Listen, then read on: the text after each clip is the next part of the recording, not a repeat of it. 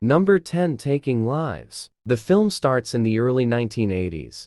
Young Martin Asher took a bus for Canada. He meets another teen on the bus, Matt Solsby. When the bus broke down, they decided to rent a car and drive to Seattle. On the road, the car gets a flat tire, and Matt starts changing the tire. Martin comments on how he and Matt are about the same height, and in that moment he quickly pushes Matt in the way of an oncoming truck, causing a huge accident where Matt and the driver both die. He took Matt's guitar and left singing like Matt did. 20 years later, an FBI profiler, Ileana Scott, comes to Canada to help hunt down the now serial killer Martin Asher, who killed multiple men and lived by their identities. Martin's mother claims that she saw Martin in Quebec City, and she tells the police that Martin is evil. The police also has an eyewitness, James Costa, who saw Asher kill his last victim. Number 9. Salt. Evelyn Salt is a CIA agent and highly respected by all, including her boss, Ted Winter.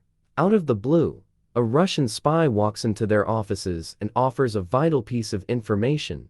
The president of Russia will be assassinated during his forthcoming visit to New York City to attend the funeral of the recently deceased U.S. vice president. The name of the assassin, Evelyn Salt.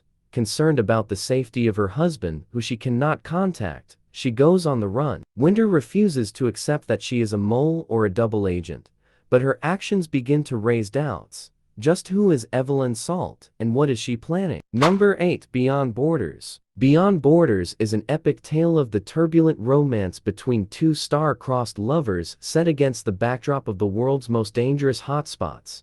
Academy Award winner Angelina Jolie stars as Sarah Jordan, an American living in London in 1984. She is married to Henry Balfour, son of a wealthy British industrialist. When she encounters Nick Callahan, a renegade doctor, whose impassioned plea for help to support his relief efforts in war-torn Africa moves her deeply. As a result, Sarah embarks upon a journey of discovery that leads to danger, heartbreak, and romance in the far corners of the world. Number 7. Mr. and Mrs. Smith. John and Jane Smith are a normal married couple, living a normal life in a normal suburb, working normal jobs. Well, if you can call secretly being assassins normal. But neither Jane nor John knows about their spouse's secret until they are surprised to find each other as targets. But on their quest to kill each other, they learn a lot more about each other than they ever did in 5 years of marriage. Number 6. Gone in 60 Seconds. In exchange for his little brother's life, the reformed car thief, Randall Memphis Raines, has to do the impossible. In less than 3 days, he has to steal not one, but 50 exotic supercars for the ruthless crime lord, Ray Calitri. To stand a chance of pulling off this intricate and time-sensitive grand theft auto, once more, Memphis has to rely on his old gang, his knowledgeable mentor, Otto, the old friends, Sphinx and Donnie, his reluctant ex-girlfriend, Sway, and a band of tech-savvy young thieves. However, the police are already onto them.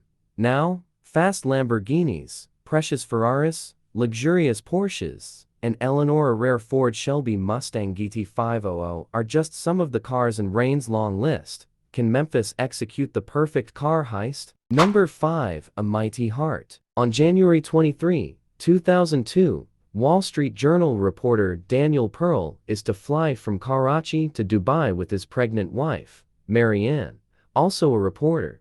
On the day before, with great care, he has arranged an interview in a cafe with an Islamic fundamentalist cleric. When Danny doesn't return, Marianne initiates a search. Pakistani police, American embassy personnel, and the FBI examine witnesses, phone records, emails, and hard drives. Who has him? Where is he? There's also the why.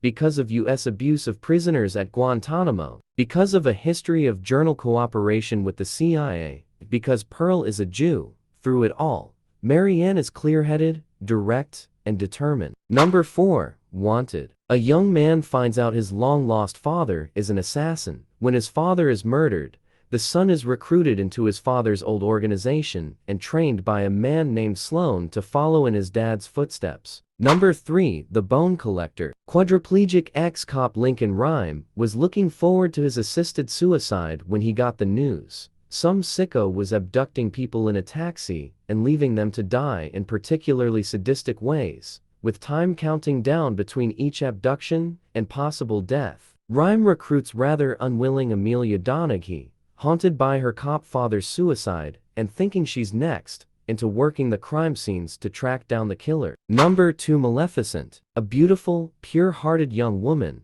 Maleficent has an idyllic life, growing up in a peaceable forest kingdom, until one day, when an invading army threatens the harmony of the land. Maleficent rises to be the land's fiercest protector, but she ultimately suffers a ruthless betrayal, an act that begins to turn her pure heart to stone. Bent on revenge, Maleficent faces a battle with the invading king's successor and, as a result, places a curse upon his newborn infant, Aurora. As the child grows, Maleficent realizes that Aurora holds the key to peace in the kingdom, and perhaps to Maleficent's true happiness as well. Number 1. Changeling. Los Angeles, 1928. Single mother Christine Collins returns from work to find her 9-year-old son Walter gone. She calls the lab to initiate a search. 5 months later, a boy is found in Illinois who fits the description, and he says he's her son. To fanfare and photos, the lab reunite mother and son, but she insists he's not her boy. The cops dismiss her as either a liar or hysterical. When she joins a minister in his public criticism of the police, they in turn use government power to silence and intimidate her. Meanwhile, a cop goes to a dilapidated ranch to find a Canadian lad who's without legal status. The youth tells a grisly tale. There's redress for murder. Is there redress for abuse of power? Thank you so much for watching our video. We are grateful for your support and appreciate your time. We hope you enjoyed the content and look forward to bringing you more in the future. Thank you again for your support.